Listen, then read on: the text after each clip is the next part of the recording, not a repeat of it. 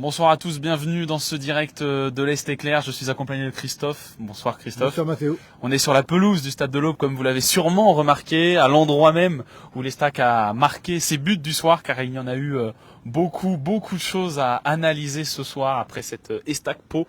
Victoire 3-0 des Troyens. Christophe, ça faisait longtemps qu'on n'avait pas vu un match comme ça. Très longtemps, un match comme ça, et déjà une victoire, une deuxième victoire à la suite. C'est surtout ça qu'on recherchait après la première victoire extérieure à Caen. On espérait que l'Estac enchaîne enfin deux victoires à la suite. Elle l'a fait, voilà. À l'issue d'une première mi-temps très soporifique, pas très intéressante. Mais par contre, effectivement, en deuxième mi-temps, elle a retrouvé son efficacité dans le jeu, en marquant 3 buts, et on va revenir un petit peu après sur tout ce qui s'est passé en fin de match, Mathéo. Ouais, je suis sur mon portable parce qu'on est en direct, donc j'ai activé le débrief juste ici pour pouvoir lire vos messages. Vous pouvez évidemment interagir avec nous. Bonjour à vous si vous êtes en replay. Mais voilà, on va analyser pendant 15-20 minutes ce match cette soirée. Il y a beaucoup de choses à dire. On s'est parfois retrouvé à des débriefs où on manquait de contenu tellement ça se ressemblait. Là, ça faisait longtemps que l'Estac ne nous avait pas fait vibrer comme ça, n'avait pas fait vibrer ce Stade de l'Aube. Plus de 4000 personnes, 4000 courageux qui sont venus malgré les derniers résultats et qui ont pris du plaisir ce soir parce que voilà, 3 buts inscrits par les Troyens, M. Shangama, Ibnouba et Irié. Irié le deuxième, Bas le troisième. Et 2 pénaltys provoqués par Kylian Dong, les 2 pénaltys ratés. Donc voilà, donc il y a des choses à dire. N'hésitez pas encore une fois à mettre vos messages, à discuter avec nous si vous avez des questions, des avis sur ce match. On est là pour interagir ensemble. Mais ouais, du coup, beau succès troyen. Ouais, 3-0, on n'en demandait pas tant, on demandait simplement un succès. Et à la mi-temps, c'est vrai qu'on pensait pas que l'issue de match serait celle-là. Parce que pour rembobiner un petit peu le fil de ce match, l'Estac a été très laborieuse dans son jeu. Elle a abandonné la possession à une équipe de Pau qui, ma foi, au milieu de terrain est plutôt à droite, même si elle s'est pas procuré beaucoup d'occasions. Mais et Stéphane Dumont l'a encore relevé aujourd'hui, il l'avait déjà relevé à Caen. Mais cette équipe, elle est fragile. Ouais. Voilà, dans sa tête, elle est fragile. Elle a jamais quitté la zone de régulation depuis le mois d'août, et forcément, elle va mettre du temps à se relever.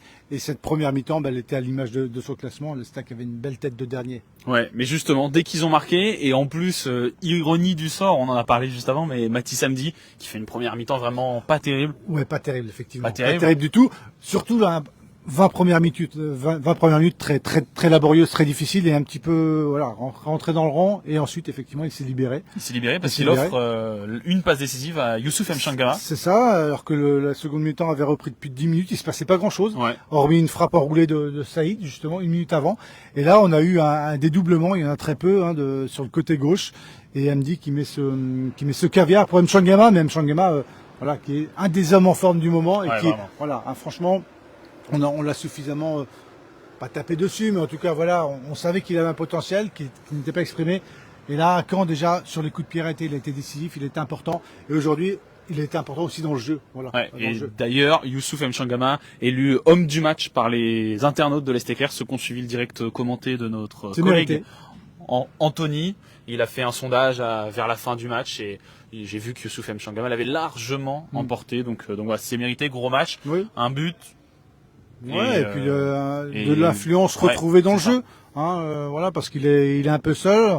Il y a un Adeline qui n'est pas au niveau auquel on pouvait espérer, et finalement, on voit que ce réveil des cadres, parce qu'il y a eu Ripard à Caen, il y a eu Monfray à Caen, et encore ce soir, et Mchangama ce soir et à Caen, et on voit que voilà, ce réveil des cadres coïncide justement avec la bonne passe, enfin le réveil actuel de l'Estac. Parce que surtout qu'on peut en parler, mais il y avait pas mal d'absents quand même du côté troyen. 5 joueurs étaient blessés: Mehdi Tarat, Nicolas Depréville, Mohamed Diop, Thierry Arnaud Baldé, Godzi suspendu.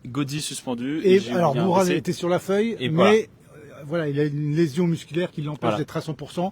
Et Stéphane Dumont a expliqué qu'il préférait un joueur à 100%, et c'était le cas d'Hamdi. C'est vrai que Mathis Hamdi, depuis, il me semble, son carton rouge n'avait plus été aligné, même plus dans le groupe, il me semble. Et là, certains pouvaient être surpris, même ici en salle de presse, quand on nous a donné la feuille de match, on pouvait être surpris de voir Mathis Hamdi dans le 11, aligné à gauche. Mais effectivement, comme tu le disais, Ismaël Bourra a un problème musculaire. Problème musculaire. Donc voilà, on nous dit bonsoir, mais voilà, et ensuite pour parler de la fin du match, moi j'ai trouvé surtout, on va en parler aussi, mais deuxième clean sheet pour Nicolas Lemaître, clean sheet qui signifie ne pas prendre de but durant un match, hein, si jamais vous ne parlez pas l'anglais, mais voilà. Et puis qui sort un gros arrêt à 2-0. Ouais, alors déjà il a été décisif à Caen en sortant 2 gros arrêts en fin de match. Là il ressort un arrêt, il a un seul arrêt vraiment à faire dans ce match, il le fait. 3 arrêts en 2 matchs, 2 clean sheets, comme tu dis Mathéo. En football il n'y a pas beaucoup de hasard et on voit que voilà, le fait d'avoir placé le maître dans les buts, ça a conforté un petit peu l'assise défensive de l'équipe, quoi. Ça sécurise, hein, je pense. Voilà. Donc que des notes positives ce soir, même si. Alors moi j'aimerais parler de quelque chose. Je me suis retrouvé en zone mixte du coup pour interviewer les joueurs après. Alors ceux qui étaient au stade, ou je sais pas si vous l'avez vu devant votre télé, mais il y a eu des petits accrochages entre joueurs au moment de tirer les 2 pénaltys. Donc comme on vous l'a dit, Kylian Ndong provoque le premier. Alors j'ai pas vu de loin, mais un joueur se saisit du ballon. Adrien Monfray lui demande de donner le penalty à Kylian Ndong, qu'il a obtenu après une belle course. Oui, tout à fait, oui. Il le rate. 5 minutes plus tard, il en obtient un nouveau, Kylian Ndong de nouveau, donc. Et là, c'est pas Pibnouba qui le tire et qui le rate. Et on a vu des joueurs mécontents de. Je crois que c'est encore Monfray qui a demandé à ce que ce soit Bas qui tire. Et là, on a vu effectivement des garçons. Je crois que c'est surtout Assoumou. J'ai l'impression. Ouais, moi je pense que c'est ça. Qui faisait un petit peu la tête et qui râlait. Alors voilà, ça fait toujours drôle de voir ce genre de palabres, voilà, en fin de match, alors que l'équipe gagne 3-0. On a interrogé d'ailleurs Stéphane Dumont à ce sujet en conférence de presse. Lui, il a vu plutôt le côté positif. Voilà, il a dit effectivement, pour reprendre ses termes, il dit il y a eu une guerre des égos à ce moment-là, mais il dit je préfère assister à ça parce que c'est la preuve d'un groupe qui vit. Voilà. Plutôt qu'un joueur qui rumine dans son coin, qui va ruminer. Là, je pense qu'il y aura quand même des échanges. Ouais. Voilà. Il y aura quand même des dommage quand même, c'est que dès le coup de sifflet final, certains joueurs sont précipités pour entrer au vestiaire. Je pense sous le coup de l'énervement.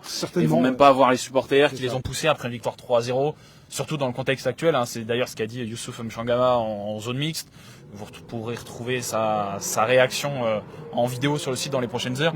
Mais il dit, après une belle victoire comme ça, on en a assez peu. Alors, je sais plus ces mots exacts, mais c'est bête de pas en profiter. C'est une petite ombre au tableau, c'est vrai, et ça faisait un petit peu la foire, un petit peu. Ça faisait un peu Capharnaüm. Et en fait, là encore, il y a une explication. C'est-à-dire que les joueurs attitrés pour tirer les pénaltys étaient tous sortis. Voilà, que ce soit Ripard, que ce soit Mchangama. Et a priori, le troisième, c'était Irié. Voilà, donc tous ces joueurs-là étaient sur le banc de touche. Et c'est pour ça qu'il s'est passé un petit peu cette scène surréaliste. Hein, c'est un peu dommage après une victoire comme ça. C'est un peu dommage. Je pense que tout serait mis à plat rapidement. Voilà.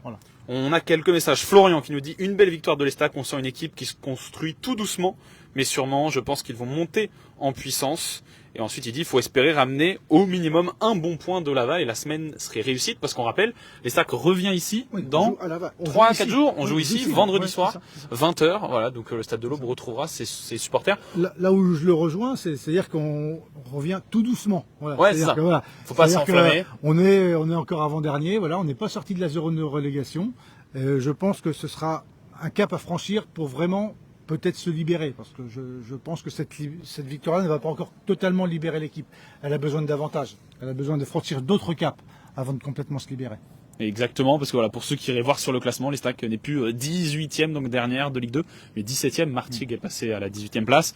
Et à un point même, elle raccroche un peu le wagon des équipes qui sont devant elle. Ouais, parce qu'il y a, je crois, il y a 3-4 équipes à 11 points, on est à 10 points. Ouais, et vraiment, le 13e, il est à 1 point devant. Je crois que Clermont est à 2 points de l'Estac, c'est ça. Pas vu dans le détail, mais voilà, mais on est à 1 point de 3-4 équipes. On peut aller chercher, rattraper ce retard contre Laval, ça voudrait dire faire 9 sur 9. Ça serait une très grosse performance. Très grosse performance, surtout que Stéphane Dumont, vous l'avez lu ou vu sur notre site internet ou dans notre journal, mais il disait avant le match contre Caen, c'est vraiment une semaine importante qui peut donner une nouvelle orientation à notre saison. Et là, c'est ce qui est en train de se passer. Pour l'instant, 6 points en 2 matchs. Laval ici, avec quand même une équipe qui a pris confiance. Et même, moi, je leur ai parfois tapé dessus. C'est peut-être un petit peu fort, mais critiqué Jaurès Assoumou, Mathis Samedi, qui pour moi, jusqu'à maintenant, n'étaient pas au niveau de la Ligue 2. Là, on les a vus dans une équipe qui mène, qui est libérée, ils jouent moins la peur au ventre. Et un Mathis Samedi, un Jaurès Assoumou qui nous a fait des courses, des passes qu'on n'avait pas vu jusqu'à maintenant. Ouais, après, c'est aussi plus facile pour Assoumou de rentrer dans ce contexte-là, où l'équipe mène 2 ou 3-0 quand il rentre. Je sais plus, 2 ou 3-0, avec des espaces qui se libèrent parce que les Palois vont se livrer. Donc il est un peu dans le confort, voilà, à ce moment-là du match. Mais en tout cas, il a répondu présent. Voilà, lui, Ndong, etc. Ce qui est intéressant, c'est que c'est tout un groupe qui est impliqué. Voilà. Et cette succession de matchs rapprochés a permis au coach, voilà, d'intégrer un petit peu tout le monde dans ce turnover Et ça va compter par contre pour la suite. Groupe ensemble, et d'ailleurs j'ai eu que 2 joueurs en zone mixte à interviewer que vous retrouverez après sur le site, donc Youssouf Mchangama et Papi Mnouba, parce qu'ils étaient les joueurs en train de manger ensemble après cette rencontre. Je sais pas si ça arrive régulièrement, normalement j'ai l'impression qu'ils rentrent tous chez eux. Là en tout cas il y avait un repas ensemble, donc il y en a assez peu qui sont sortis du stade qu'on a pu interviewer, mais voilà, vous avez de l'explication. Et dans le journal, toi, demain, tu as pu parler à Stéphane Dumont, qui était en conférence de presse d'après-match. Oui, malheureusement, on n'a pas pu, on a dû livrer notre journal très vite, à 23h. Donc, comme il est arrivé en conférence de presse à 22h50, on n'aura pas les déclarations du coach. Mais voilà, si vous écoutez, vous savez tout, quoi. Voilà, on a dit l'essentiel, on est revenu sur l'affaire des pénaltys, les gardiens, le match, à peu près. Le match, voilà, on faut encore signaler, on l'a dit, les 2 clean-sheets, voilà, le gros match de Monfray, voilà, en charnière, enfin voilà, ça se met en place. Ouais. Et d'ailleurs, il y a Stéphane Dumont qui faisait remarquer que finalement, l'Estac avait gagné 3 de ses 5 derniers matchs. Voilà. C'est vrai. Hormis le couac contre le Paris FC, il estimait que Dunkerque, l'Estac n'avait pas été payé en retour, mais sinon, voilà, hormis ce match du Paris FC, l'Estac est vraiment sur une bonne dynamique. Voilà, c'était à peu près le mot de la fin. Je vois qu'on a des messages. Ali qui nous dit: vous êtes gentil, équipe de peau triste. Et comment tu peux tirer un penalty sereinement quand tu te prends la tête? Contre Laval, ils vont en prendre 2. Si offensivement, ils mettent leur ego de côté, on en met 3. Bon. Ça c'est le foot de 2024, Ali. Oui, moi, et puis Ali, on a envie de positiver. On a gagné 3-0. On a suffisamment mangé de pain noir comme ça pour pas s'enflammer un petit peu, tout en restant modéré. Mais il a pas tort, que c'est vrai qu'il faudra peut-être le coach. De toute façon, on lui posera la question. Vous pouvez compter sur nous pour lui poser la question en conférence de presse assez vite. Mais voilà, comment on fait pour gérer des égos, pour passer au match d'après, pour redire peut-être à ses joueurs la hiérarchie des pénaltys, comme tu l'as dit, des tireurs de pénalty. C'est Renaud Ripard, t'as dit quoi? Renaud Ripard, Mchangama et Irié en 3. Voilà, c'est comme ça. Je crois qu'au-delà du coach, je crois qu'il y a des joueurs ici qui sont capables de recadrer certains. Alors, oui. Je pense à Monfray. Je pense qu'il a suffisamment d'aura dans le groupe et d'autorité pour dire à certains... on l'a vu, tu l'as dit pour ceux qui étaient là ou devant leur télé, je sais pas si vous avez vu, mais en tout cas c'est lui qui a dit vous donnez le ballon à un tel, à un tel. Et je pense que certains vont se faire quand même un petit peu recadrer, quoi. Oui, voilà, c'était un peu près le mot de la fin. Enfin, une période de calme et de sérénité, c'est pas arrivé depuis longtemps, dit Florian. 2 victoires de suite, on se demandait quand c'était. Alors, c'est pas la stat officielle, mais selon moi, David Guillon n'a jamais gagné 2 matchs de suite lorsqu'il était coach de l'Estac. Ça remonte à Alou Diarra, où il y a eu Bordeaux-Amiens. Victoire à Bordeaux, pardon. Bordeaux extérieur, Amiens ici. Pour moi, c'est les deux. C'est la dernière fois que l'Estac a gagné 2 matchs d'affilée. Faudrait vérifier, mais aussi, voilà, ça me semble être ça. Donc effectivement, période un peu plus calme pour les Troyens, mais qui vont du coup, comme on l'a dit, revenir ici vendredi soir, et on verra bien si ça restera calme, s'ils vont gagner une nouvelle fois. Faudra chercher la stat des 3 victoires de suite.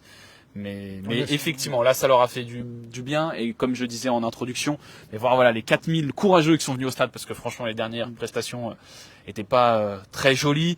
Venir au stade et profiter d'une victoire comme ça, il y avait une belle ambiance à la fin, ça fait vraiment du bien. Ça fait vraiment du bien. Voilà. Ali qui dit: Christophe, quand les joueurs rentrent au vestiaire sans saluer les supporters, ça donne pas très envie. Ça, je suis d'accord avec lui. Voilà. Ça, t'as vraiment raison. Et c'est pour ça que certains joueurs vont devoir être remis un petit peu à leur place. Oui, parce qu'on a le droit d'être frustré, mais effectivement, moi, je suis d'accord avec toi aussi. On est tous les deux d'accord, mais tu peux quand même venir saluer les supporters qui ont fait l'effort de se déplacer. On est d'accord. Voilà. C'était le mot de la fin. Merci à vous de nous avoir suivis. On se retrouve de toute façon très vite, conférence de presse jeudi. Donc dans 2 jours, match vendredi. Donc vous aurez de nos nouvelles très bientôt. Merci à tous et bonne soirée. Au revoir à tous.